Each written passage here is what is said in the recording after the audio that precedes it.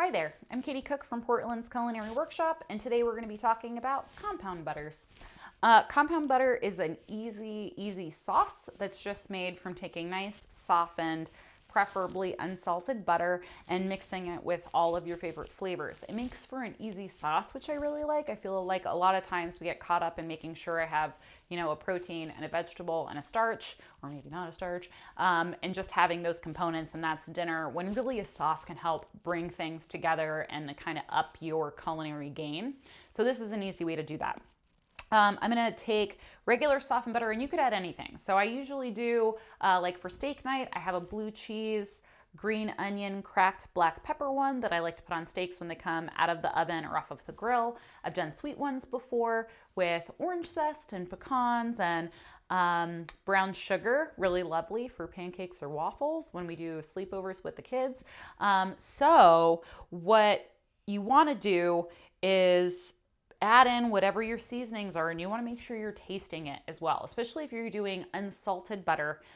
You're going to want to add a little bit of salt in there to that. And the reason why I say to start with unsalted is you want to be in control of that flavor and that seasoning from start to finish in all of the food that you make. So I'm going to take a little bit of lemon zest here. Have my microplane ready to go. You could do it onto the board. I like to do it right into my container, whatever my mixing container is. What you don't want to do is catch it up like this, because then all of the essential oils from your citrus are going up into the air and not going down into the product, whatever it is that you're making. General rule of thumb is 2 grates and then turn, 2 grates and turn, 2 grates and turn.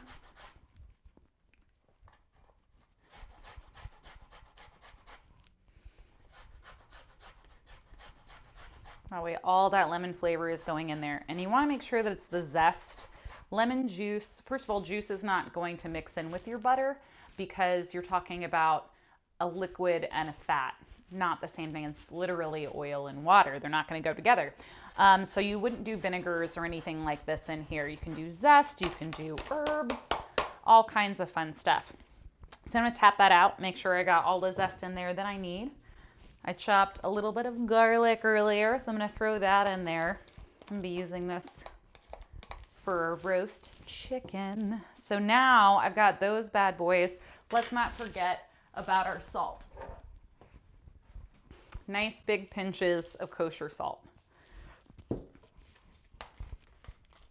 Now to store this, what I like to do is I'll roll it up into parchment paper, little tubes, just like a shortbread.